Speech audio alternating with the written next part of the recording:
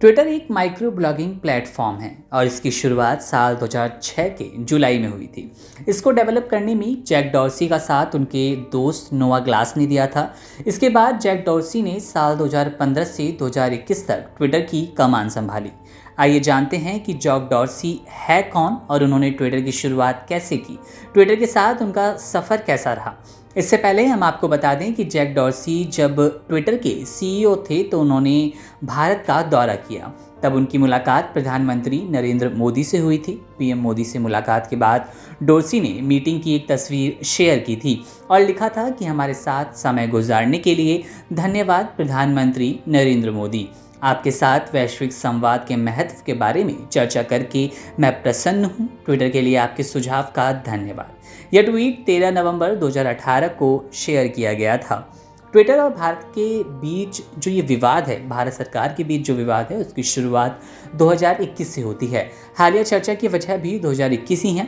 विवाद शुरू होता है किसान आंदोलन को लेकर। ट्विटर का कहना है कि सरकार ने प्लेटफॉर्म पर कई अकाउंट्स को बैन करने के लिए कहा था, जिससे उन्होंने इनकार कर दिया। इसके बाद जो फरवरी माह थी, उसके आखिर में नए आईटी नियमों का सरकार ने ऐलान किया। ट्विटर ने इन नियमों को अभिव्यक्ति की आज़ादी के खिलाफ बताया। हालांकि लंबे विवाद के बाद ट्विटर को नए नियमों को मानना ही पड़ा, लेकिन इस दौरान ट्विटर ने तत्कालीन उपराष्ट्रपति का ब्लू टिक रिमूव किया। संबित पात्रा के ट्वीट को मैनिपुलेट मीडिया का लेबल दिया गया। इतना ही नहीं, तत्कालीन आईटी मिनिस्टर रविशंकर प्रसाद के अकाउंट को भी लॉक किया गया। जैक डॉर्सी का जन्म साल 1976 में अमेरिका के सेंट लुइस में हुआ था।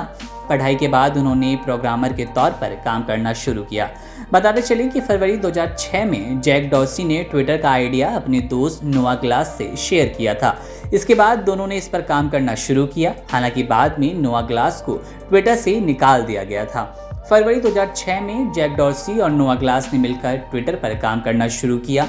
दरअसल इन दोनों को लेकर एक कहानी है कि दोनों नशे में थे और उस दौरान जैक डॉर्सी ने कहा कि उन्हें एक ऐसी वेबसाइट बनानी है जिस पर लोग अपना करंट स्टेटस बताएं, वे क्या कर रहे हैं, वे क्या सोच रहे हैं। इसके बाद एक ऑफिस मीटिंग के दौरान सभी से आइडिया मांगा गया। जैक ने आइडिया कागज़ पर लिख कर दिया और नोआ ने डॉर्सी के इस प्लान का नाम ट्विटर दिया, यानी कि ट्विटर की शुरुआत का नाम यही था। 2006 की मार्च की बात है। 22 मार्च का ये समय था जब पहला ट्वीट किया गया और लिखा गया, जस्ट सेटिंग माय ट्विटर, यानी बस अपने ट्विटर को सेटअप कर रहा हूँ।